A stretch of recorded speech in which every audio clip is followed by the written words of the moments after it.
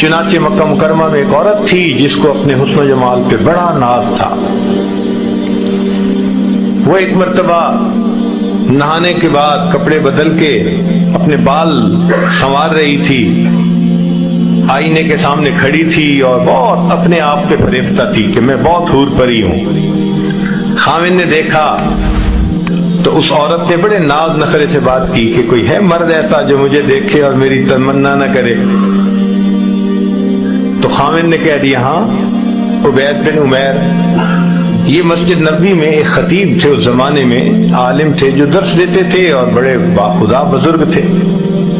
اس نے ان کا نام لے دیا کہ عبید بن عمیر.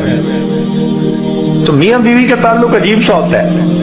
آگے سے کہنے لگی کہ تو مجھے دے اجازت، میں تجھے دکھاتی ہوں کہ وہ پھسلتا کیسے ہے. اس نے کہا ٹھیک. عورت کو اجازت مل گئی، وہ نکلی باہر، مسجد کے دروازے پر آ کر کھڑی ہو گئی. اب مسجد سے جب وہ باہر نکلے تو عورت نے پہلے تو ایسی بات کہی کہ جیسے کوئی مسئلہ پوچھنے کے لیے کھڑی ہو. تو چونکہ انہوں نے مسئلہ بتانا ہوتا تھا، ذمہ دار تھے، تو وہ کھڑے ہو گئے. اس نے بات کرتے کرتے اچانک اپنا نقاب ہٹا دیا. اس کا خیال یہ تھا کہ جب وہ میرے حسن و جمال کو دیکھیں گے تو فریفتہ ہو جائیں گے. جیسے ہی اس نے ایسا کیا تو انہوں نے نظر ہٹا لی اور کہا کہ دیکھو تم کیوں ایسے کام کے بارے میں سوچتی ہو جس سے دنیا میں بھی تمہیں ذلت ملے گی، آخرت میں بھی تمہیں ذلت ملے گی. اب یہ الفاظ اتنے درد کے ساتھ ان کے منہ سے نکلے، وہ شرما گئی، واپس آ گئی. خاوند نے پوچھا کیا بنا؟ کہنے لگی کیا مرد ہی نیک ہوتے ہیں، عورتیں نہیں نیک ہو سکتی؟ میں بھی نیک بنوں گی.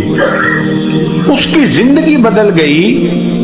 اس کے بعد وہ روز اپنے خاوند سے پوچھتی عشاء کے وقت کہ تمہیں میری ضرورت ہے. اگر کہتا ہاں تو خاوند کے پاس وقت گزارتی، اور اگر وہ کہتا نہیں تو جبہ پہن لیتی اور ساری رات مصلی پہ عبادت کرتی. اس کا خاوند کہا کرتا تھا کہ پتہ نہیں عبید بن عمیر نے ایک فکرہ بول کے میری بیوی کو راہبہ کیسے بنا دیا. وہ راہبہ بن گئی. شکار کرنے کو آئے، شکار ہو کے چلے.